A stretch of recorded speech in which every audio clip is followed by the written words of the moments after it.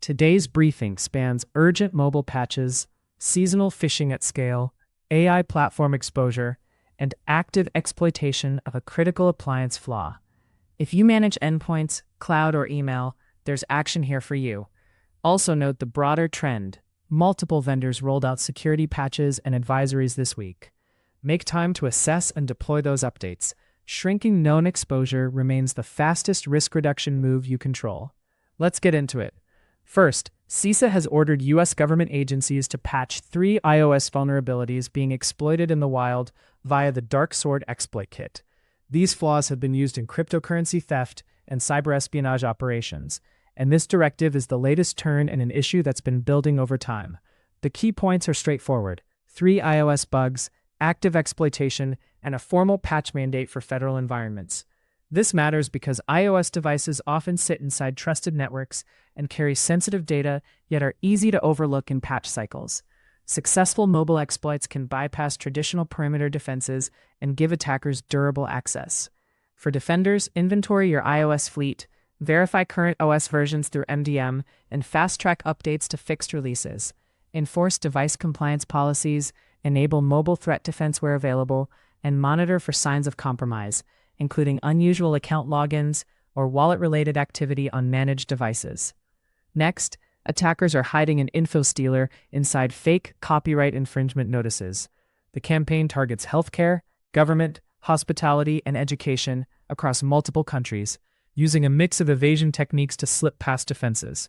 The core facts: socially engineered emails that mimic legal or takedown language, a payload that steals information, and diverse sector targeting to broaden impact.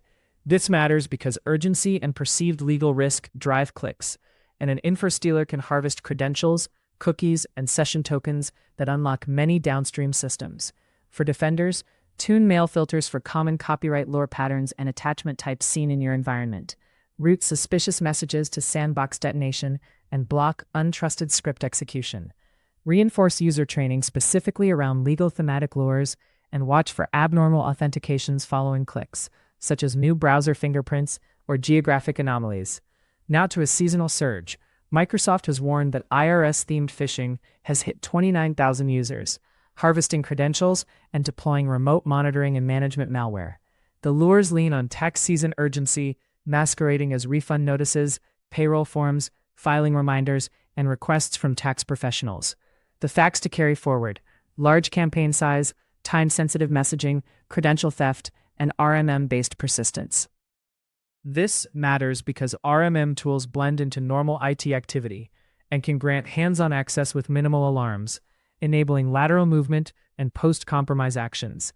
The takeaway for defenders: preemptively brief finance, HR, and executive staff about these tax-themed messages.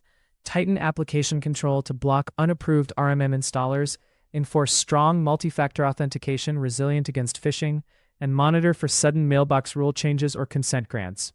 Strengthen email authentication and brand impersonation defenses, and prioritize rapid takedown and user notification workflows when these lures land.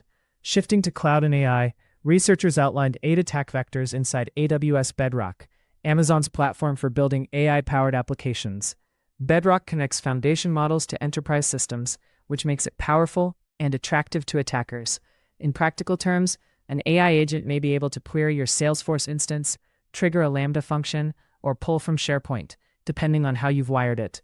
The key reality is expanded connectivity. More actions the model can take mean more potential pathways an attacker can influence if they can manipulate inputs or configurations. This matters because LLM-integrated agents can become a privileged control point, bridging multiple business systems, creating an aggregation of risk that traditional app reviews might miss. Defender guidance: apply least privilege IAM to every Bedrock action, segregate sensitive connectors, and enforce human-in-the-loop approvals for high-impact operations.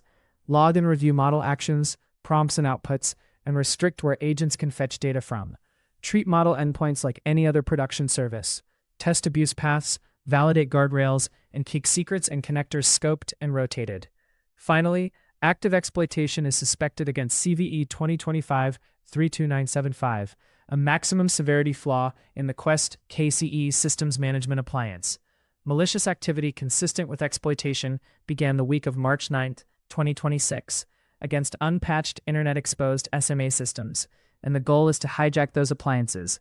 The important facts: CVSS 10.0 severity, internet exposure, and observed activity aligned with exploitation attempts.